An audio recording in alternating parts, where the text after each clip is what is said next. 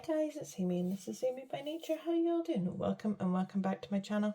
Today is Thursday, guys, and as you may or may not have seen, I did an impromptu live up at Culloden Moor.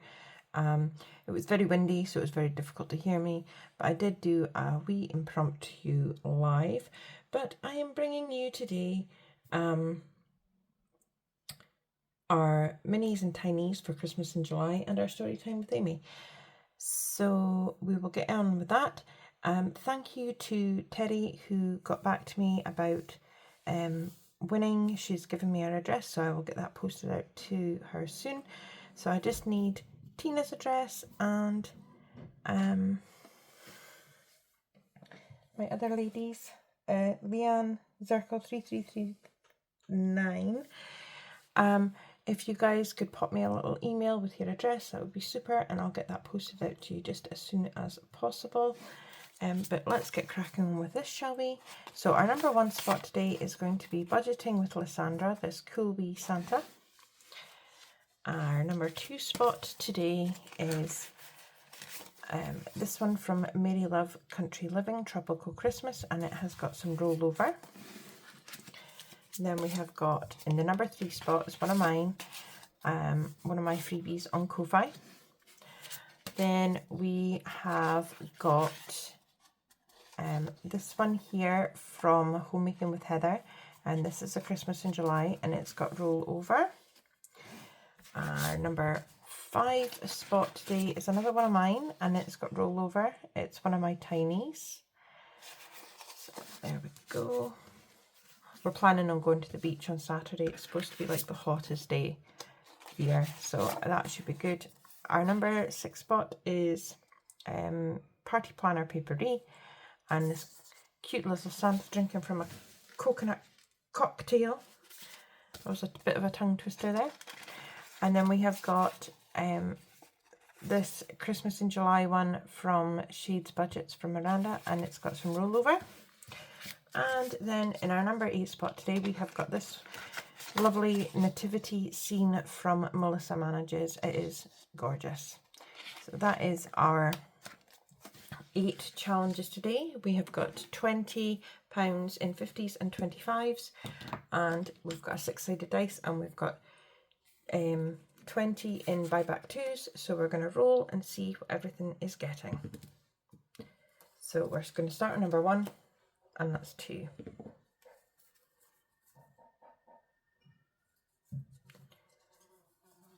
5.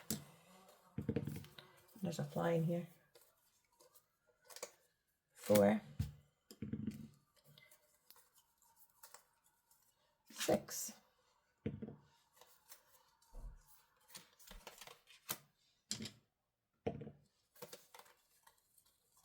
5.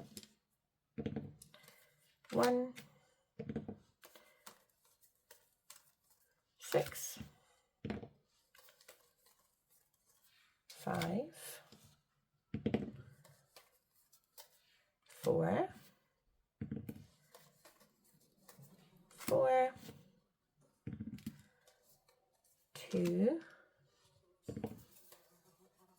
2. 1.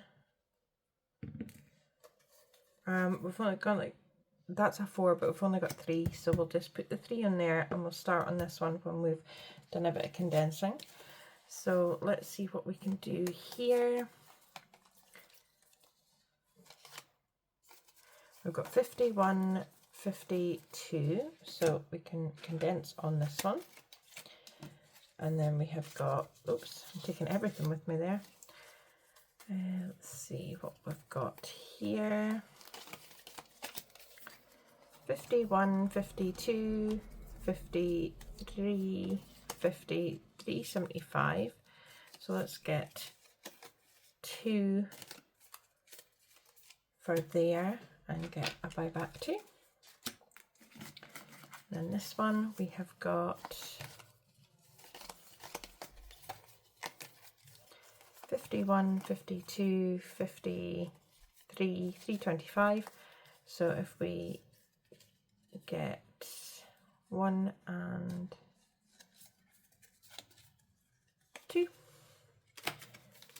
for this one. Next we've got this one, and we have got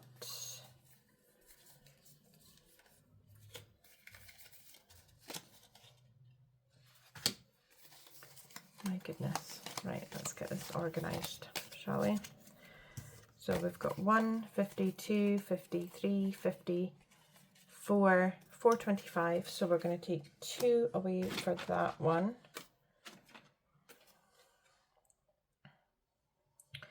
Actually, do we? Yeah, you know what?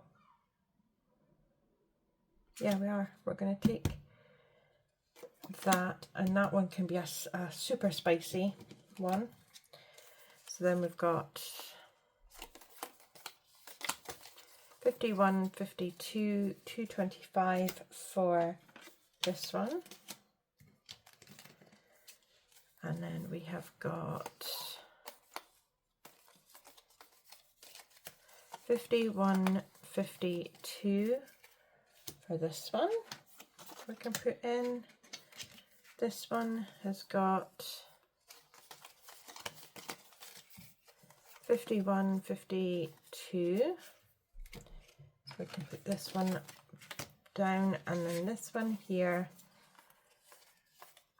we've got 51, 52, 53. So we can put 2 down on this one. So we've only got 1 buyback 2 left, so that's pretty cool. I'll give these a wee quick shuffle so I don't know what's going on. And then we're going to start on this one here. So we've got 6 going on here.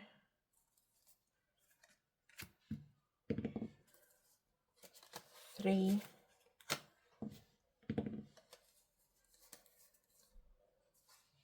4. 6. 4. 6.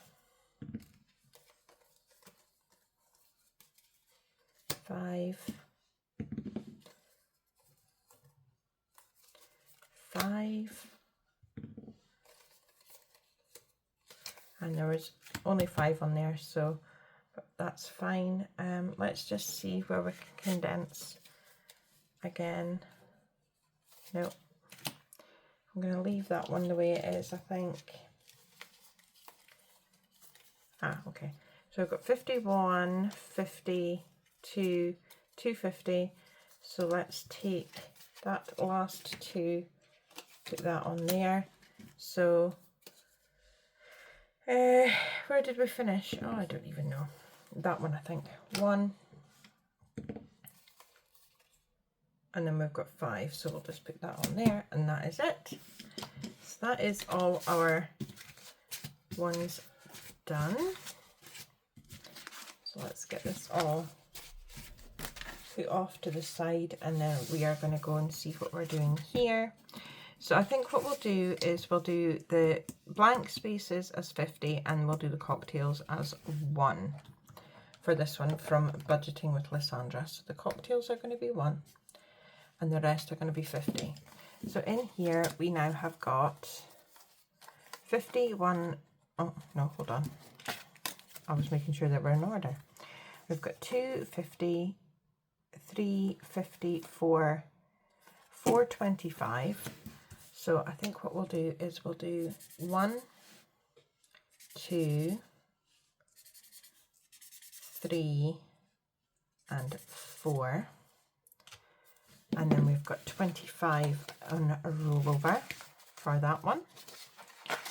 So that's awesome. So let's put that there. And then next we have got this Tropical Christmas from Mary Love Country Living. Let's get the big ones out the way and get these in order.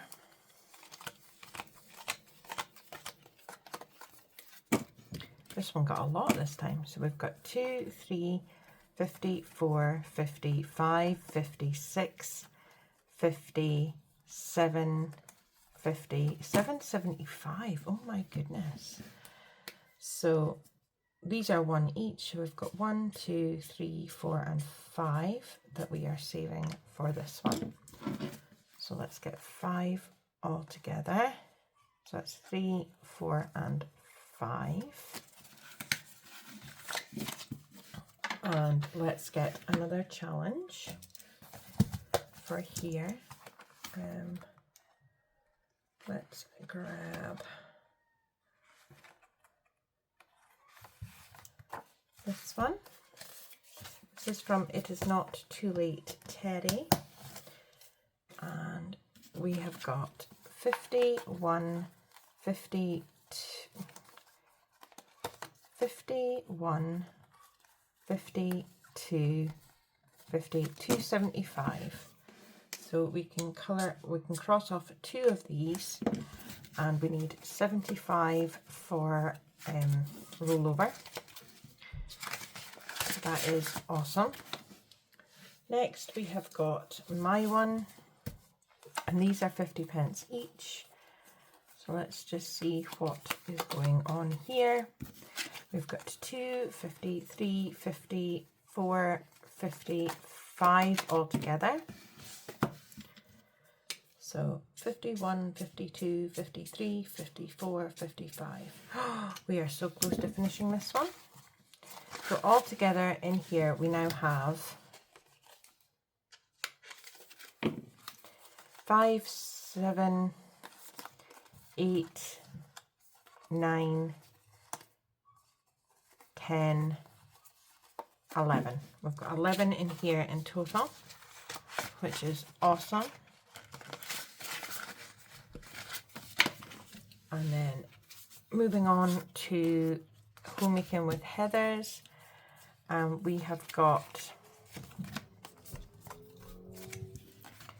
2, 4, 5, 550, 575. So we can score off another one of these for 3, and the rest will be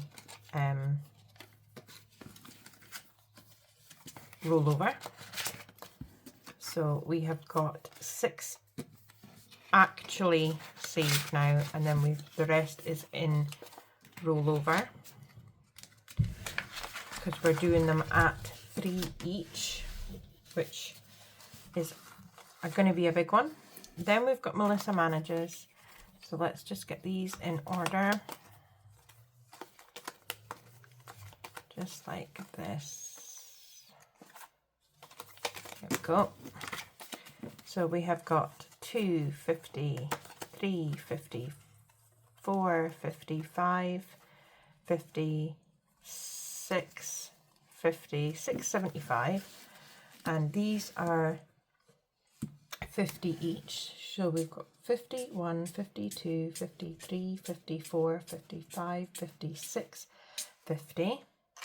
So this one should be finished with 25 left over.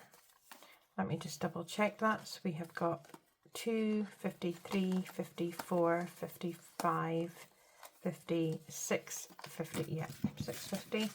So all in all, we have got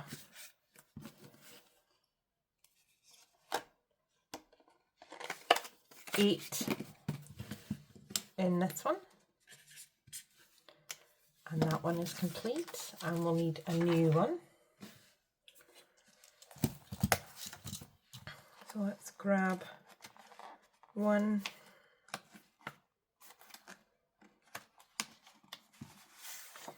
Here we go.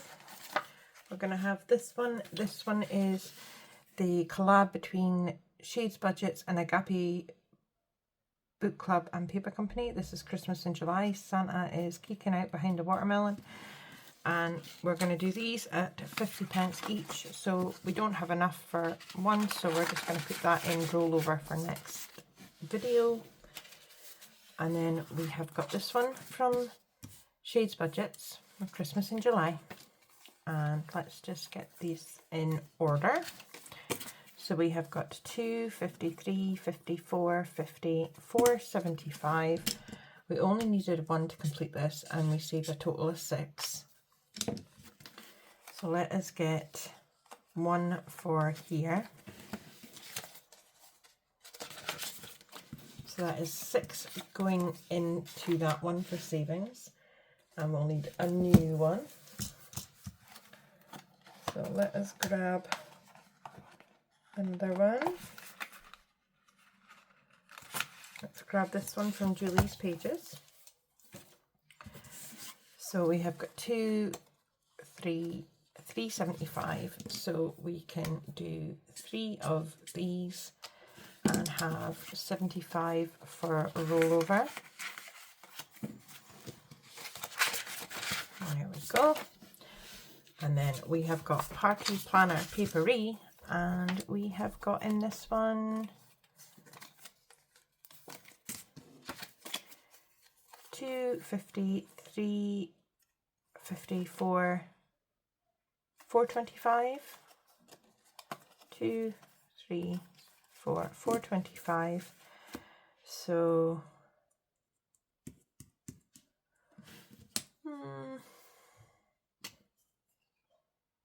yeah, we'll go 51, 52, 53, 54.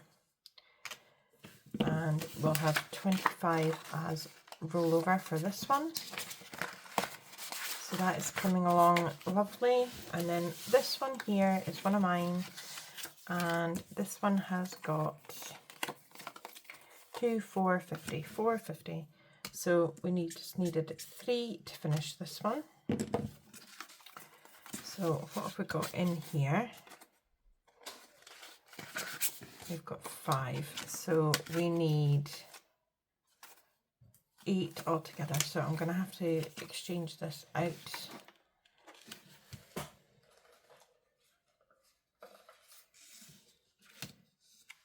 Take that back. Put that there.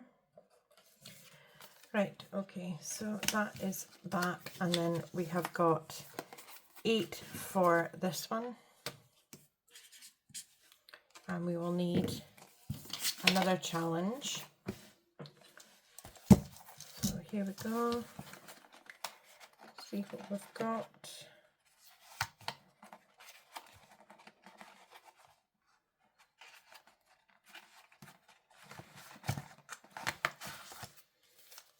I'll do this one from Melissa Manages, I think. So we've got 150, so we'll do one of these and we will save the 50 for the rollover. So that's all our Christmas in July for today. And we've managed to get quite a few finished again. And we're going to move on to our story time with Amy. So I'm going to colour this in and I will do my voiceover with my story chapter. So we're going to colour in this first picture here. So I'm going to colour this in and I will see you in a wee bit. Chapter 4. The Rabbit Sends in a Little Bill. It was the White Rabbit, trotting slowly back again and looking anxiously about as it went, as if it had lost something, and she heard it muttering to herself, the Duchess, oh my dear paws, oh my fur and whiskers, she'll get me executed, as sure as ferrets are ferrets. Where can I have dropped them, I wonder?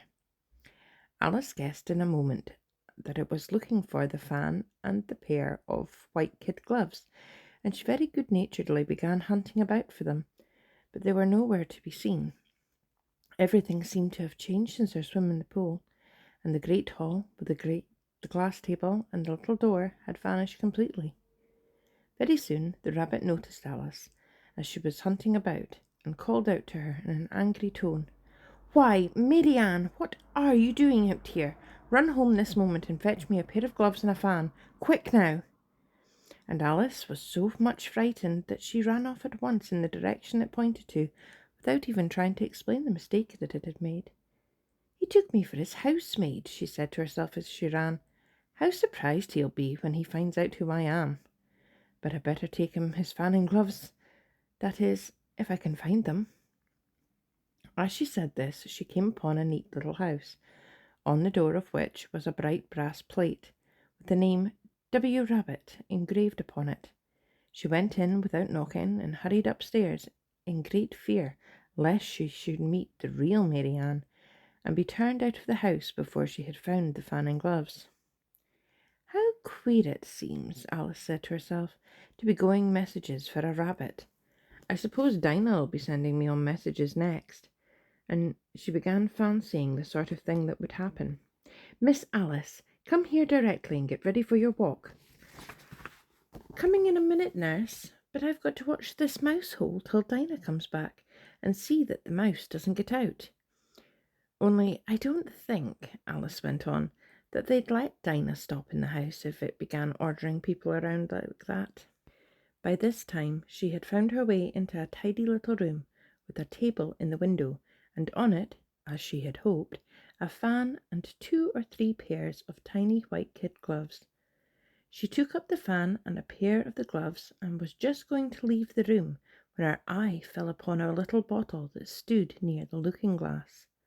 There was no label on this time on with the words "Drink me," but nevertheless she uncorked it and put it to her lips. I know something interesting is sure to happen, she said to herself, whenever I eat or drink anything, so I'll just see what this bottle does. I do hope it will make me grow large again, for really I'm quite tired of being such a tiny little thing. It did, so indeed, and much sooner than she had expected. Before she had drunk half the bottle, she found her head pressing against the ceiling and had to stoop to save her neck from being broken. She hastily put down the bottle, saying to herself, "That's quite enough. I hope I shan't grow any more. As it is, I can't get out the door. I do wish I hadn't drunk quite so much." Alas, it was too late to wish that. She went on growing, and very soon had to kneel down on the floor.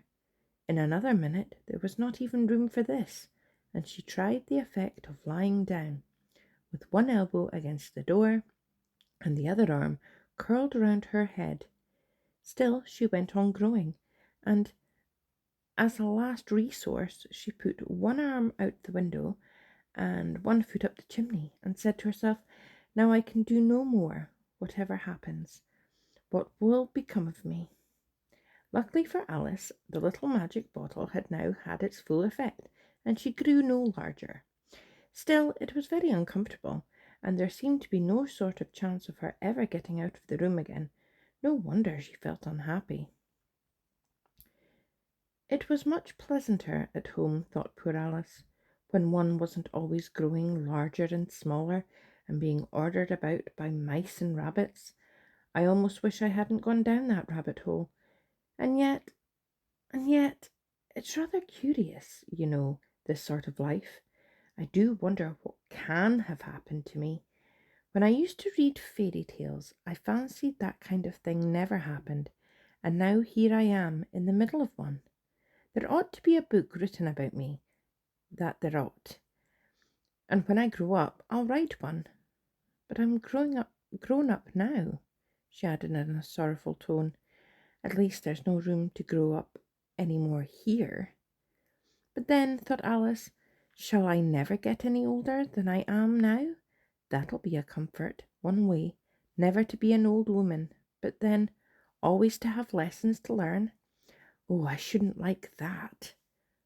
"Oh, you foolish Alice," she answered herself. "How can you learn lessons in here? Why, there's hardly any room for you, and no room at all for any lesson books." And so she went on, taking first one side and then the other, and making quite a conversation of it altogether. But after a few minutes she heard a voice outside, and stopped to listen. Mary Ann," said the voice, "fetch me my gloves this moment." Then came a little pattering of feet on the stairs. Alice knew that it was the rabbit coming to look for her, and she trembled until she shook the house, quite forgetting that she was now about 1,000 times as large as a rabbit and had no reason to be afraid of it. Presently the rabbit came up to the door and tried to open it, but as the door opened inwards and Alice's elbow pressed hard against it, that attempt proved a failure. Alice heard it say to itself, "Then I'll go around and get in that window." "That you won't," thought Alice, and after waiting until she fancied she heard the rabbit just under the window, she suddenly spread out her hand and made a snatch in the air. She did not get hold of anything, but she heard a little shriek and a fall and a crash of broken glass, from which she concluded that it was just possible it had fallen into a cucumber frame or something of the sort. Next came an angry voice, the rabbit's. "Pat, Pat, where are you?" And then a voice she had never heard before. "Sure then I'm here, digging for apples, your honour." "Digging for apples, indeed," said the rabbit angrily. "Here, come and help me out of this." Sounds of more broken glass. "Now tell me, Pat, what's in that window?" "Sure it's an arm, your honour." He pronounced it arm. "An arm, you goose. Who ever saw one that size? Why, it fills the whole window." "Sure it does, your honour, but it's an arm for all of that." "Well, it's got no business there, and at any rate go and take it away." There was a long silence after this, and Alice could only hear whispers, now and then, such as, "Sure I don't like it, your honour, at all, at all." "Do as I tell you, you coward." And at last she spread out her hand again and made another snatch in the air. This time there were 2 little shrieks and more sounds of broken glass. "What a number of cucumber frames there must be," thought Alice. "I wonder what they'll do next. As for pulling me out of the window, I only wish they could. I'm sure I don't want to stay in here any longer." She waited for some time without hearing anything more. At last came a rumbling of little cartwheels and the sound of a good many voices all talking together. She made out the words, "Where's the other ladder? Why, I hadn't had to bring but one. Bill's got the other. Bill, fetch it here, lad. Here, put him up at this corner. No, tie him together first. They don't reach half high enough yet. Oh, they'll do well enough. Don't be particular. Here, Bill, catch hold of this rope. Will the roof bear? Mind that loose slate. Oh, it's coming down. Heads below." A loud crash. "Now, who did that? It was Bill, I fancy. Who's to go down the chimney?" "Nay, I shan't." "You do it." "That I won't, then. Bill's got to go down. Here, Bill, the master says you've got to go down the chimney." "Oh, so Bill's got to come down the chimney, has he?" said Alice to herself. "Why, they seem to put everything upon Bill. Why, I wouldn't be in Bill's place for a good deal. This fireplace is narrow, to be sure, but I think I can kick a little." She drew her foot as far down the chimney as she could, and waited until she heard a little animal, she couldn't guess what sort it was, scratching and scrambling about in the chimney close above her, then saying to herself, "This is Bill." She gave one sharp kick and waited to see what would happen. The first thing she heard was a general chorus of, "There goes Bill." Then the rabbit's voice alone, "Catch him, you by the hedge." Then silence, and then another confusion of voices. "Hold up his head, Brandy, now. Don't choke him. How is it, old fellow? What happened to you? Tell us about it." Last came a feeble little squeaking voice. "That's Bill," she thought Alice. "Well, I hardly know. No more, thank ye. I'm better now, but I'm a deal too flustered to tell you. All I know is something comes at me like a jack-in-the-box, and up I goes like a skyrocket." "So you did, old fellow," said the others. "We must burn the house down," said the rabbit's voice. And Alice called out as loud as she could, "If you do, I'll set Dinah at you." There was a dead silence instantly, and Alice thought to herself, "I wonder what they will do next. If they had any sense, they'd take the roof off." After a minute or two, they began moving about again, and Alice heard the rabbit say, "A barrowful will do, to begin with." "A barrowful of what?" thought Alice. But she had not long to doubt, for the next moment a shower of little pebbles came rattling in at the window, and some of them hit her in the face. "I'll put a stop to this," she said to herself, and shouted out, "You'd better not do that again," which produced another dead silence. Alice noticed with some surprise that the pebbles were all turning into little cakes as they lay on the floor, and a bright idea came into her head. "If I eat one of these cakes," she thought, "it's sure to make some change in my size, and As it can't possibly make me larger, it must make me smaller, I suppose. So she swallowed one of the cakes and was delighted to find that she began shrinking directly. As soon as she was small enough to get through the door, she ran out of the house and found quite a crowd of little animals and birds waiting outside. The poor little lizard, Bill, was in the middle, being held up by 2 guinea pigs, who were giving it some sort of a bottle. They all made a rush at Alice the moment she appeared, but she ran off as hard as she could, and soon found herself safe in a thick wood. "The first thing I've got to do," said Alice to herself as she wandered about in the wood, "is to grow to my right size again. And the second thing is to find my way into that lovely garden. I think that will be the best plan." It sounded an excellent plan, no doubt, and very neatly and simply arranged. The only difficulty was that she had not the smallest idea how to set about it, and while she was peering about anxiously amongst the trees, a little sharp bark just over her head made her look up in a great hurry. An enormous puppy was looking down at her with large round eyes, and feebly stretching out one paw, trying to touch her. "Poor little thing," said Alice in a coaxing tone, and she tried hard to whistle to it, but she was terribly frightened all the time and thought that it might be hungry, in which case it would be very likely to eat her up in spite of all her coaxing. Hardly knowing what she did, she picked up a little bit of stick and held it out to the puppy, whereupon the puppy jumped up into the air, off all its feet at once, with a yelp of delight, and rushed at the stick, and made believe to worry it. Then Alice dodged behind a great thistle to keep herself from being run over, and the moment she appeared on the other side, the puppy made another rush at the stick and tumbled its head over heels in its hurry to get hold of it. Then Alice, thinking it was very like having a game of play with a cart horse, and expecting every moment to be trampled under its feet, ran around the thistle again.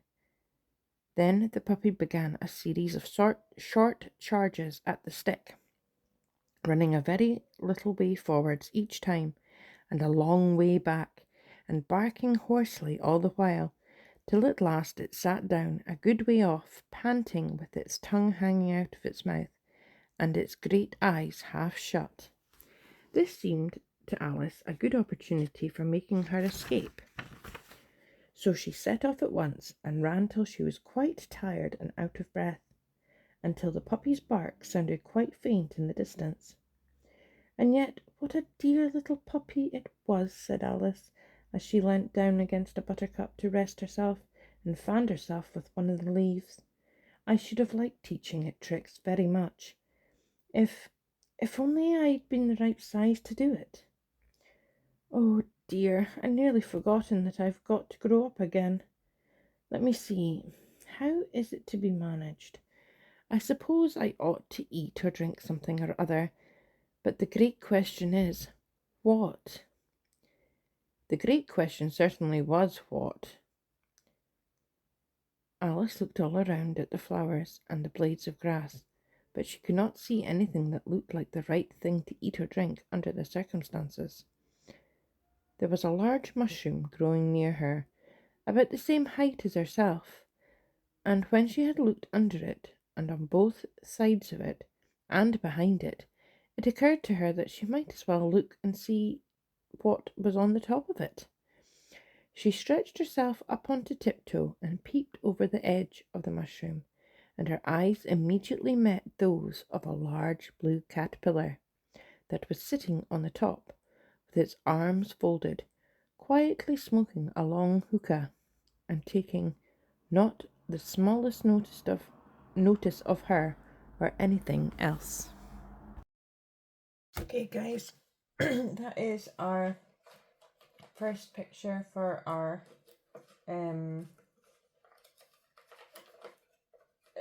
Alice in Wonderland kind of colouring pages. I just need to put my 5 in for my story time with Amy. So let's pop that in, and I don't have my binder. I don't have my binder. I'll pop it up there and I'll put it in later. Oh my goodness. Okay, guys, so I hope you enjoyed the next chapter of the story. Please like, comment, subscribe, and share. And until I see you again, guys, take care. Bye.